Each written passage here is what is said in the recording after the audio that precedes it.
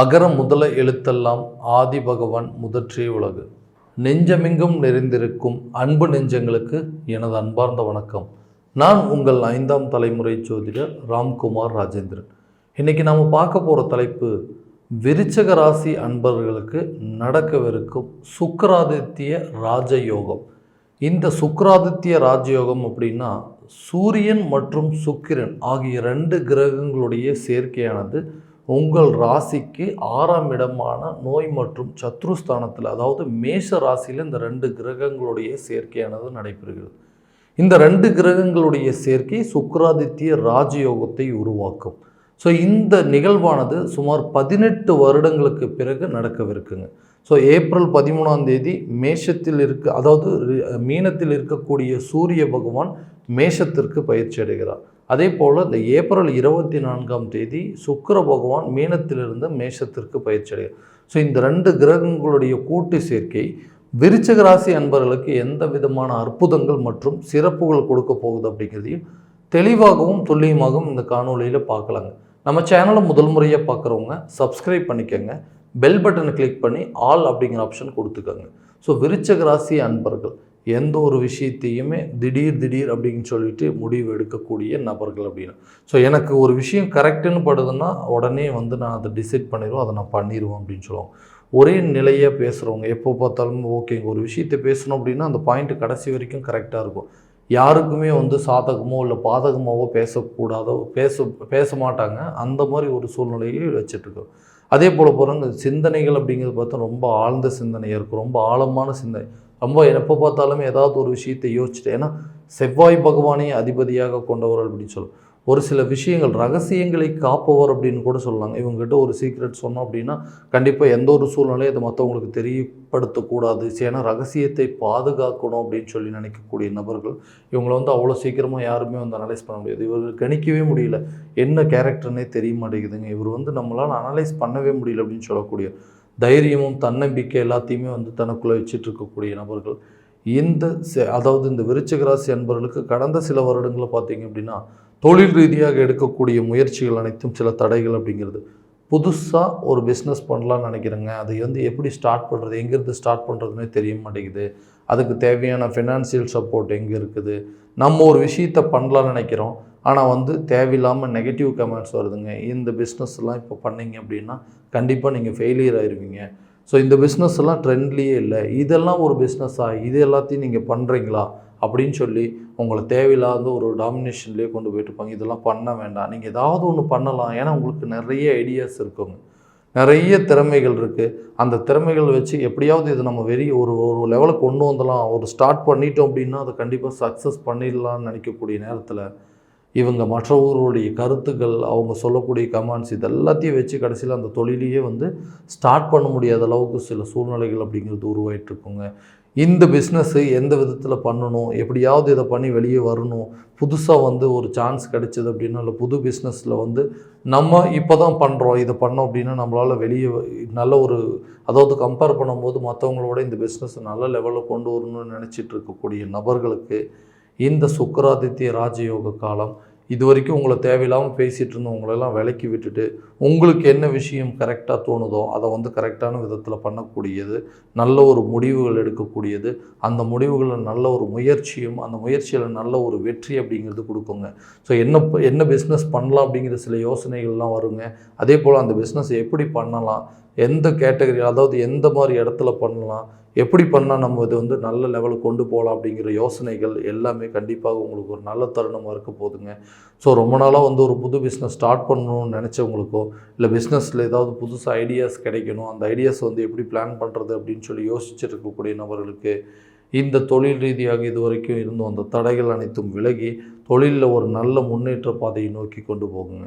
அதே போல் இந்த வேலை சார்ந்த விஷயங்கள், படித்த படிப்புக்கு தகுந்த வேலை கிடைக்கலைங்க, கிடைச்ச வேலையை வேறு வழி இல்லாமல் பார்த்துட்ருக்கேன், எனக்கு இந்த இன்க்ரிமெண்ட்டோ இல்லை சேலரி ஹைக்கோ அப்படிங்கிறதோ இல்லை ஒரு பதவி உயர்வோ அப்படிங்கிறது எப்போவுமே எனக்கு கிடைச்சதே இல்லை, வேலை செய்கிற இடத்துல எல்லாருமே என்னை எதிரியாக பார்க்குறாங்க, நிறைய துரோகங்களையும் நான் சந்திச்சிட்டேங்க, துரோகிகளை விட்டு விலகணும் அப்படின்னு முயற்சி பண்ணால் கூட ஏதாவது ஒரு விதத்தில் எனக்கு தொந்தரவுகள் நடந்துகிட்டே இருக்குது, எந்த துறையிலையுமே எனக்கு சரியான விதத்தில் வெற்றி அப்படிங்கிறதே கிடைக்கலன்னு சொல்லிகிட்டு இருக்கக்கூடிய நபர்கள் வெளிநாடு சார்ந்த சில முயற்சிகள் எடுத்துகிட்டு இருக்கோம் அப்படின்னு சொல்லக்கூடிய நபர்களுக்கு இது ஒரு நல்ல யோக காலமாக இருக்க போதுங்க.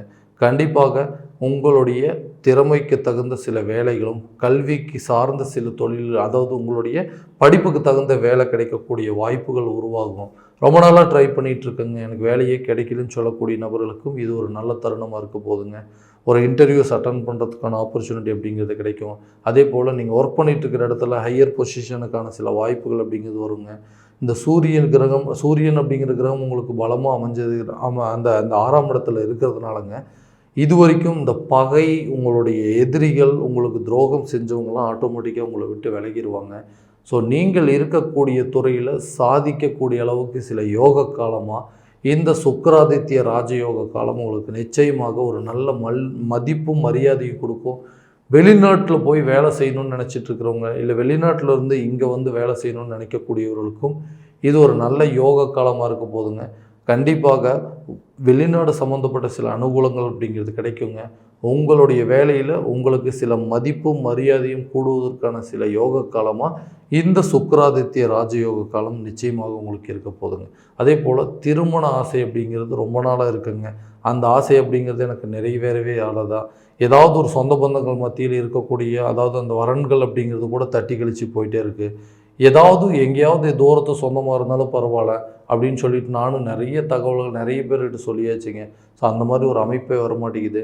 ஸோ கடைசியில் சொந்தத்தை விட்டுட்டு வேற்ற சமுதாயத்திலேயோ இல்லை வேறு மதத்திலேயோ திருமணம் செய்யலாம் அப்படிங்கிற அளவுக்கு சில சூழ்நிலைகள் அப்படிங்கிறது எனக்கு வந்துட்டுருக்கு. மேரேஜ் அப்படிங்கிறது எப்படியாவது நடக்கணும், இது ஒரு கனவாகவே போயிட்டுருக்குன்னு சொல்லக்கூடிய நபர்களுக்கு இந்த சுக்கிராதித்ய ராஜயோக காலமானது கண்டிப்பாக ஒரு நல்ல வாய்ப்பை ஏற்படுத்தி கொடுக்குங்க.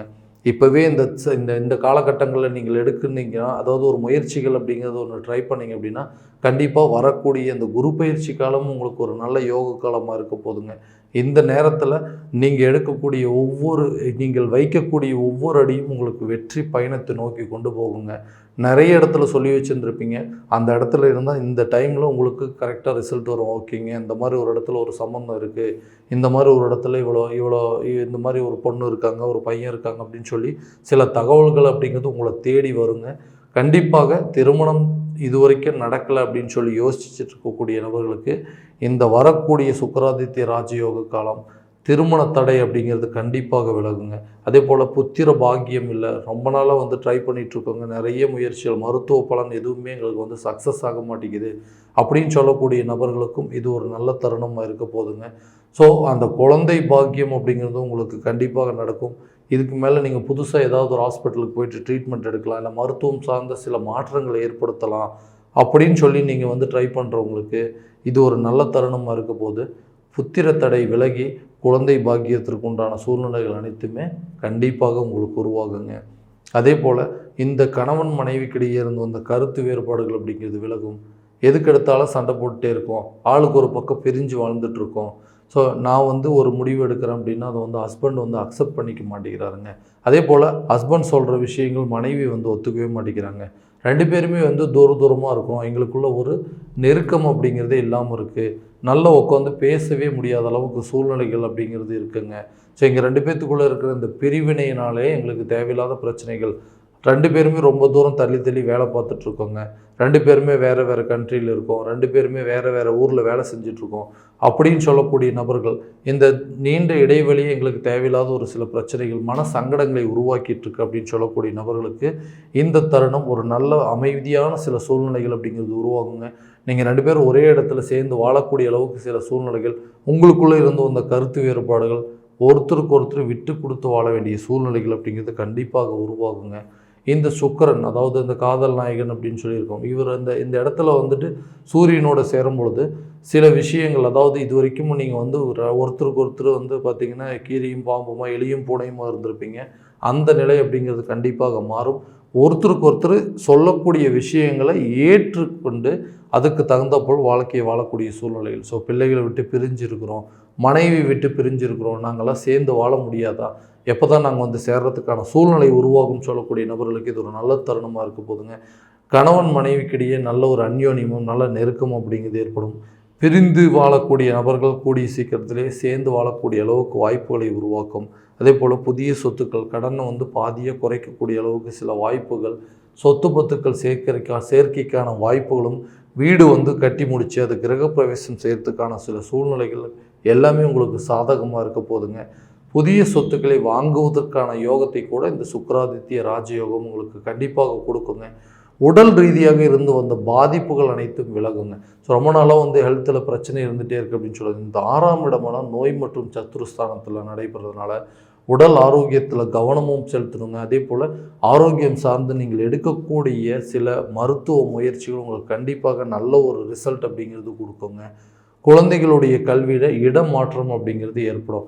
ரொம்ப நாளாக ஒரு காலேஜில் படிச்சுட்டு இருக்காங்க, அடுத்த ஹையர் ஸ்டடீஸ்க்கு வேறு ஒரு காலேஜில் இல்லை வேறு ஒரு இடத்துல போய் படிக்கக்கூடிய சூழ்நிலையோ, இல்லை இருக்கக்கூடிய ஸ்கூல்லேருந்து அடுத்த வேறு கொஞ்சம் தூரம் மாற்றி வேறு ஸ்கூலில் சேர்த்துறதுக்கான வாய்ப்பும், இல்லை உயர்கல்வி முடிச்சுட்டாங்க அடுத்தது ஃபாரின் போயிட்டு அங்கே ஏதாவது ஒரு ஸ்டடீஸ் பண்ண முடியுமா அப்படின்னு சொல்லி யோசிச்சுட்டு முயற்சி செஞ்சிட்ருக்கிறவங்களுக்கு இது ஒரு நல்ல யோக காலமாக இருக்க போதுங்க. ஏன்னா 18 வருடங்களுக்கு பிறகு ஒரு நடக்கக்கூடிய ராஜயோக காலம் வாழ்க்கையில் எல்லா விதமான முயற்சிகளுக்கும் கரெக்டான விதத்தில் சக்ஸஸாக கொடுக்குங்க.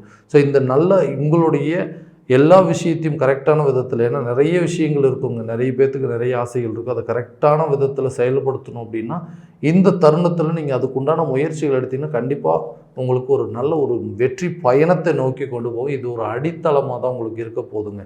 ஏன்னா இதெல்லாம் பார்த்திங்கன்னா கோச்சார பலன்கள் மட்டும்தாங்க. இந்த பலன்கள் உங்களுடைய ஜாதகத்தில் இருக்கா அப்படிங்கிறது முழுமையாக தெரிஞ்சுக்கிட்டு அதற்குண்டாற்போல் சில முயற்சிகள் அப்படிங்கிறது நீங்கள் பண்ணிங்க அப்படின்னா எல்லா விதமான வெற்றிகள் அப்படிங்கிறது உங்களுக்கு கிடைக்குங்க. ஸோ உதாரணம், திருமண யோகம் இருக்கா, குழந்தை பாக்கியம் இருக்கா, வீடு கட்டுறதுக்கோ இல்லை சொத்து பத்துக்கள் சேர்க்கைக்கு உண்டான யோகம் இருக்கா, உடல் ஆரோக்கியத்தில் நல்ல முன்னேற்றம் இருக்குமா அப்படிங்கிறதுலாம் நீங்கள் தெளிவான விதத்தில் தெரிஞ்சுக்கிட்டு அதற்குண்டாற்போல் முயற்சி பண்ணிங்க அப்படின்னா எல்லா விதமான வெற்றிகள் அப்படிங்கிறது கண்டிப்பாக உங்களுக்கு கிடைக்குங்க. ஸோ உங்களுடைய ஜாதகம் எங்கிட்ட பார்க்கணும் அப்படின்னு ஆசைப்பட்டீங்கன்னா கீழே இருக்கிற நம்பருக்கு காண்டாக்ட் பண்ணி அப்பாயின்மெண்ட் ஃபிக்ஸ் பண்ணிக்கோங்க. அப்படி இல்லையா உங்களோட ஜாதகத்தை வாட்ஸ்அப் மூலமாக அனுப்பிச்சி வச்சிங்க அப்படின்னா தெளிவான முறையில் கணிச்சு துல்லியமான பலன்கள் அப்படிங்கிறது உங்களுக்கு தெரியப்படுத்தப்படுங்க. மீண்டும் அடுத்த காணொளியில் உங்களை சந்திக்கும் வரை உங்களிடமிருந்து விடைபெறுவது உங்கள் ராம்குமார் ராஜேந்திரன். நன்றி.